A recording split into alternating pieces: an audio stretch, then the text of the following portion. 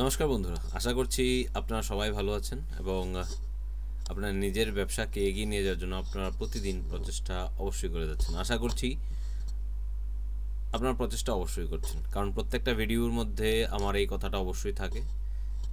আর তার সবচেয়ে বড় কারণ আপনারা যাতে প্রচেষ্টা করা থেকে পিছিয়ে না আসেন। অনেকেরই অনেক সমস্যা মাঝে মধ্যে হয়েছে এই মার্কেট নিয়ে, এবং দেখা গেছে সমস্যাগুলোর সমাধান ওনারা না করে মার্কেট থেকে পিছিয়ে গেছেন। এটা কিন্তু কোনো কিছুর সলিউশন হতে পারে না। সো আপনাকে প্রতিনিয়ত প্রচেষ্টা চালিয়ে যেতে হবে।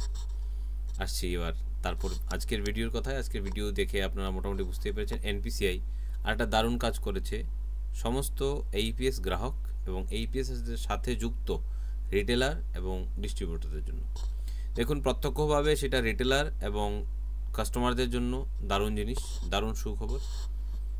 অপ্রত্যক্ষভাবে কোম্পানি, সুপার ডিস্ট্রিবিউটর তাদের জন্য খুব ভালো জিনিস। দেখুন, প্রত্যক্ষ আর পরোক্ষ এই দুটোভাবেই কিন্তু মানুষ উপকৃত হতে পারে। সো এখানে ডিস্ট্রিবিউটর এবং সুপার ডিস্ট্রিবিউটরদের জন্য একটা ভালো জিনিস এবং ভালো জিনিসের ব্যবস্থা এনপিসিআই করেছে, যেটা মোটামুটি স্বস্তির নিঃশ্বাস আপনাদের ফেলতে সাহায্য করতে পারে। ভিডিও শুরু করার আগে একটা বিষয় আলোচনা করে নিচ্ছি। আপনারা এই মুহূর্তে দেখছেন টিম টেক সাপোর্ট, এবং টিম টেক সাপোর্টের এই মুহূর্তে এপিসোডগুলো সবকটাই বাংলাতে হচ্ছে। তো বেশিরভাগ যারা বাংলাতে ভিডিও দেখতে পছন্দ করেন তারাই ভিডিওতে জুড়ছেন, এবং খুব বেশি ভালোবাসা এবং সাহায্য আপনারা এক এক করে যাচ্ছেন। আর আমি আপনাদের সাথে জুড়ে গেছি বিনয় বিশ্বাস, আপনাদের প্রিয় আপনার চ্যানেল টিম টেক সাপোর্টকে নিয়ে এই মুহূর্তে। এবং আজকে আরেকটা নতুন কন্টেন্ট, সেটা এনপিসিআই এবং এইপিএস রিলেটেড।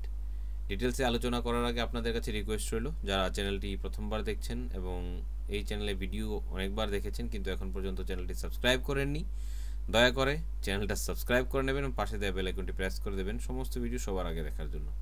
আর এইভাবে যদি আপনারা এই ফিনটেক মার্কেটের সাথে, ফিনটেক ব্যাংকিং মার্কেটের সাথে জুড়ে থাকতে চান, বিভিন্ন আপডেট সম্বন্ধে সবার আগে জানতে চান, তাহলে আমাদের Telegram channel team take support official অবশ্যই সাবস্ক্রাইব করে নেবেন। Telegram channel link video description বক্সে এবং আমাদের কমেন্ট বক্সে আমি দিয়ে রাখলাম। অবশ্যই কমেন্ট বক্স থেকে লিঙ্কটা উঠিয়ে আপনারা একবার চ্যানেলটা সাবস্ক্রাইব করে নেবেন। আর বেশি লম্বা না করে ভিডিওর মেইন কন্টেন্টে আসছি। ভিডিওর মেইন কন্টেন্ট আপনারা মোটামুটি আমার ভিডিওর বাঁ পাশে দেখতেই পাচ্ছেন, লেখা আছে এইপিএস নিয়ে এনপিসিআইয়ের একটি দারুণ পদক্ষেপ। এতদিন ধরে শুধু ভিডিও আসছিল যে এনপিসিআই এটা বন্ধ করে দিয়েছে, ওটা বন্ধ করে দিয়েছে, এই করছে ও করছে, তাতে আমাদের বিভিন্ন সমস্যা হচ্ছে এবং রিটেলাররা ব্যবসা ছেড়ে দিতে বাধ্য হয়ে গেছেন। বাধ্য বলতে অনেকে পেছনে চলে এসছেন। আমি বলবো যে এটা একদমই ঠিক নয়, পেছনে আসবেন না। দেখুন, এটাকে একটা পার্ট বিজনেস হিসেবে ধরে আপনি কাজ করুন। অবশ্যই আপনাকে আরও ব্যবসা সাথে করতে হবে, কিন্তু ছাড়া চলবে না। তো পদক্ষেপটা কি সেই বিষয়ে আলোচনা করতে হলে আমাকে একটা ওয়েবসাইটের সাহারা নিতে হবে, সেটা হচ্ছে এনপিসিআই ওয়েবসাইট। সো চলুন আমি একবার এনপিসিআই ওয়েবসাইটে চলে যাই এবং সেখানে গিয়ে আপনাদেরকে দেখাই যে আদৌ এনপিসিআই এইপিএস নিয়ে কী কাজ করেছে, যাতে করে আপনারা অনেকটা স্বস্তির নিঃশ্বাস ফেলতে পারেন। সো আপনারা দেখতেই পাচ্ছেন আমি আপনাদের সামনে স্ক্রিনের মধ্যে একটা এনপিসিআই ওয়েবসাইট খুলে রেখেছি। তার আগে আমি ডিটেলসটা একবার বলি আপনাদেরকে, তাতে করে আপনাদের বুঝতে সুবিধা হবে। এই মুহূর্তে আপনার বিভিন্ন সমস্যার সম্মুখীন হয়েও এইপিএসের কাজ কিন্তু করে যাচ্ছেন, কিন্তু তার মধ্যে একটা বিশাল সমস্যার সম্মুখীন আপনার বেশ কয়েক বছর ধরে হচ্ছিলেন। সেটা কি? যখনই আপনারা এইপিএসে কাজ করছিলেন, মাইক্রো এটিএম নিয়ে কাজ করছিলেন, তখন দেখা গেছে কোনো সময় কাস্টমার হাতের আঙুল ছাপ দেওয়ার পর ট্রানজ্যাকশনটা ফেল হয়ে গেছে।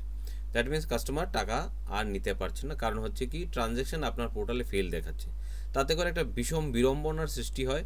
অনেক ক্ষেত্রে কাস্টমার ঘন্টার পর ঘন্টা বসে থাকেন, কোনো প্রকার কথাই উনি শুনতে রাজি নন। কোনো ক্ষেত্রে দেখা গেছে কাস্টমার থানা পর্যন্ত চলে গেছেন আপনার নামে কমপ্লেন করতে, এবং অলরেডি কমপ্লেন কেস ফাইল হয়ে গেছে, থানা থেকে পুলিশ চলে এসেছে। এরকম সমস্যার সম্মুখীন বারংবার আমরা গত 2-4-5 বছর হয়েছি। তা আর বলার আক্ষেপ রাখে না, এটা সম্বন্ধে মোটামুটি অনেকেই জানেন। সো এই জিনিসটা এনপিসিআই বোঝে না বা এনপিসিআই জানে না, এরকম হতেই পারে না। বা আধার সাথে রিলেটেড যে ওয়ার্ক এনপিসিআই করছে তাতে যে এইরকম সমস্যা হতে পারে সেটা ওনারা ভালো করেই জানেন। তবে এটা হয় কি, অনেক ক্ষেত্রেই যে কোনো কিছু সলিউশন নিয়ে আসতে গেলে কিছুটা সময় অপেক্ষা করতে হয়। আমার মনে হয় সেই সময়টাই এখানে এনপিসিআই আমাদের কাছ থেকে নিয়েছেন, এবং এরকম একটা ভালো সলিউশন ওনারা কিন্তু ওনাদের তরফ থেকে আমাদেরকে দিয়েছেন, যাতে করে কাস্টমারদেরকে আমরা এই সেফগার্ডটা দিতে পারি, বা দোকানদারও নিজেই সেফগার্ড ব্যবহার করতে পারেন। কারণ দেখা গেছে কি, যখনই ট্রানজ্যাকশন ফেল হচ্ছে কিছুটা কীরকম নজরে কাস্টমাররা দোকানদারকে দেখছে, হয়তো এই দোকানদারই টাকাটা মেরে দিয়েছে নাকি, এরকম একটা ভাবভঙ্গিমা কিন্তু অনেক কাস্টমারের মনেই তৈরি হয়। সো এখানে যদি একটা ভালো সলিউশন আপনাদের সামনে থাকে তখন কিন্তু আপনি মোটামুটি ওই সময় ওই সমস্যা থেকে কিছুটা বিরত, মানে সমস্যা থেকে একটু দূরে যেতে পারেন। তো এতদিন কী ছিল, যখনই কোনো ট্রানজ্যাকশন আমাদের কাছে ফেল হচ্ছে আমরা কোম্পানিকে জানাচ্ছি, কোম্পানিকে ফোন করছি, আমরা আমাদের ডিস্ট্রিবিউটরকে জানাচ্ছি, এই সমস্ত ধরনের কার্যকলাপ আমরা করে আসছি, কিন্তু proper solution within a minute আমরা পাচ্ছিলাম না। সো এনপিসিআই এখানে কী করেছে, কাস্টমারের মানে কাস্টমার যে কমপ্লেন আছে, যে গ্রিভেন্স আছে, সেই গ্রিভেন্স রিড্রেসালের জন্য একটা অপশন দিয়েছেন ওনারা এনপিসিআই ওয়েবসাইটের মাধ্যমে। সেখানে গিয়ে কী করতে হবে এবং কী করলে মানুষ অতি সত্ত্বর তার টাকা ফেরত পেতে পারে এবং মানুষের একটা প্রপার সলিউশন এখানে হতে পারে, সেই জিনিসটা নিয়েই আজকের এই ভিডিওটা। এবং এই ভিডিওর মধ্যে এই যে কন্টেন্টটা আপনারা এই মুহূর্তে দেখতে পাচ্ছেন যে এনপিসিআই ওয়েবসাইট খুলে রেখেছি সেটা, কিন্তু এই ভিডিওর এইখানে কমপ্লেন করার আগে আপনাকে একটা জিনিস অবশ্যই খেয়াল রাখতে হবে। আপনাকে 2024-এ এরকম কোম্পানিতে কাজ করতে হবে যেখানে ট্রানজ্যাকশন ফেল হলে ট্রানজ্যাকশন ফেলের রিপোর্টও দেখা যায়। আপনি প্রচুর এরকম কোম্পানি এই মুহূর্তে 2024-এ পাবেন যে যাদের এখানে প্রপার রিপোর্ট 3 মাসের বেশি পাওয়া যায় না। ইভেন সেম ডেতে ট্রানজ্যাকশন করলে যে ফেল হয়েছে ট্রানজ্যাকশন, তার ফেল ট্রানজ্যাকশানে কোনো প্রকার আরআরএন নাম্বার জেনারেট হয় না। আপনাকে সেইগুলো দেখতে হবে যে ফেল ট্রানজ্যাকশান প্রপারলি তার সাইটে দেখাচ্ছে কিনা, কাস্টমার ট্রানজ্যাকশান লেজারে দেখাচ্ছে কিনা, এই বিষয়গুলো দেখতে হবে। যদি দেখায় সেখানে কিন্তু আপনি ট্রানজ্যাকশান নাম্বার বা আরআরএন নাম্বার পেয়ে যাবেন। আর অবশ্যই কমপ্লেন করতে গেলে আপনাকে কিন্তু আরআরএন নাম্বার দিয়েই কমপ্লেন করতে হবে। যখনই আপনি এখানে লিখে দিলেন এনপিসিআই, আমি একটু জুম করে দিচ্ছি, যখনই আপনি গুগলে গিয়ে সার্চ করবেন এনপিসিআই তখনই আপনার সামনে এইরকম একটা পেজ খুলে আসবে। এনপিসিআই নিচে ঠিক একটা অপশন আপনি দেখতে পাচ্ছেন, রেজিস্টার এ কমপ্লেন। তো রেজিস্টার এ কমপ্লেনে যেই আপনি ক্লিক করবেন আপনার সামনে আরেকটা পেজ খুলে আসবে যেটা প্রপারলি এইপিএস সাপোর্টের জন্য এখানে বানানো হয়েছে।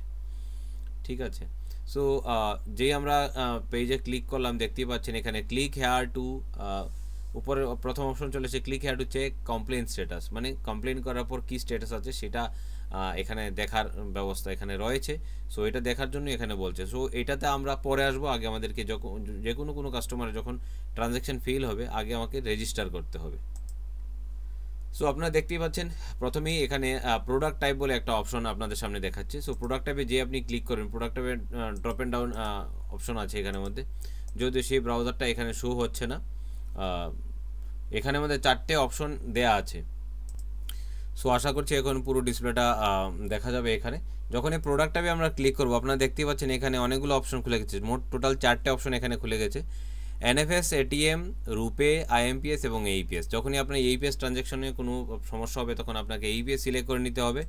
তারপর এখানে fund transfer, cash withdrawal, cash deposit, ভীম, আধার পে কোনটায় সমস্যা হয়েছে বেসিক্যালি একদম ডিটেলসে এখানে দেওয়া আছে যে সমস্যাগুলো অ্যাকচুয়ালি আমাদের হয়। সো ক্যাশ উইথড্রলে বেশিরভাগ ক্ষেত্রে আমাদের সমস্যাটা হয়, ক্যাশ উইথড্রল করে নিলাম। তারপর হচ্ছে ব্যাংক, আপনি কোন ব্যাংকের ক্ষেত্রে এই ট্রানজ্যাকশন সমস্যাটা হয়েছে, সমস্ত ব্যাংকের লিস্ট কিন্তু এখানে এক এক করে পরপর দেওয়া আছে যে আপনার কোন ব্যাংকের ট্রানজ্যাকশানের ক্ষেত্রে সমস্যা হয়েছে। সো ধরুন আমি যদি ভাবি যে আমি স্টেট ব্যাংকের ক্ষেত্রে করব, সো আমি state bank, SBM bank limited, আমি স্টেট ব্যাংক এখানে সিলেক্ট করে নিচ্ছি, state bank of India AEPS.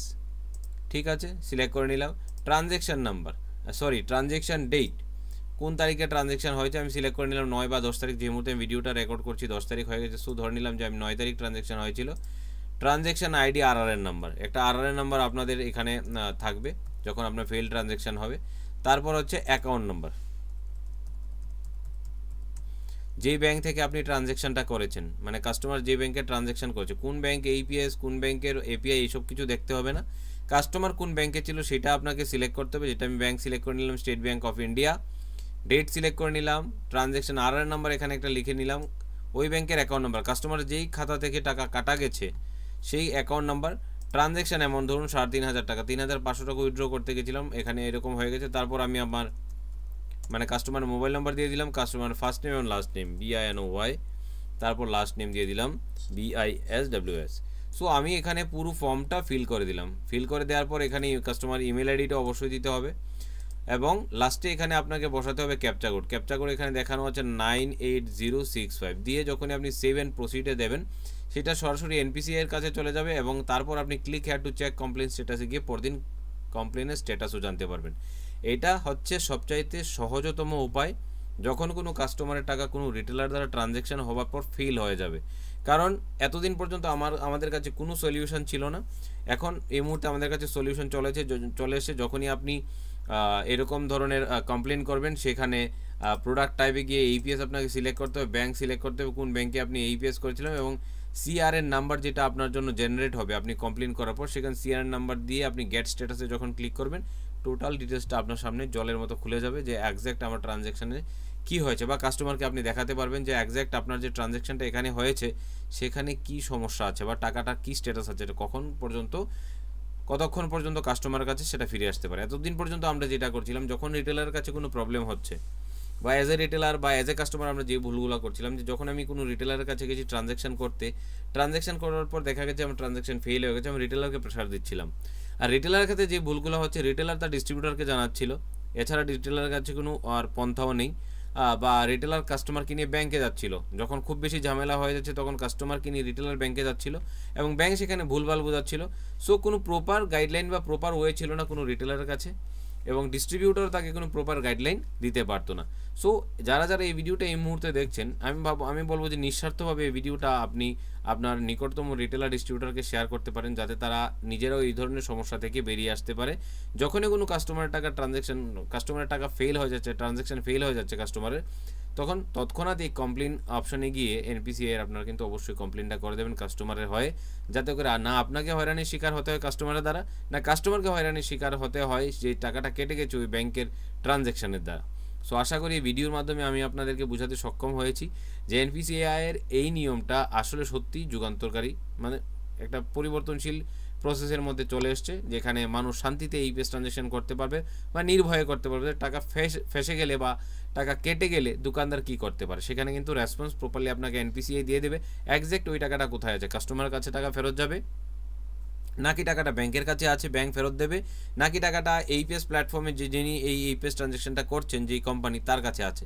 So total জিনিসটা আপনার কাছে আয়নার মতো হয়ে যায়। বিভিন্ন কোম্পানির বিভিন্ন সময় আপনাকে মিথ্যা প্রবঞ্চনা আপনার সাথে করছে, বিভিন্ন মিথ্যা কথা বলে কাটিয়ে ওই টাকা নিজের পকেটস্থ করে দিচ্ছে। এই জিনিসগুলো কিন্তু আর হবে না।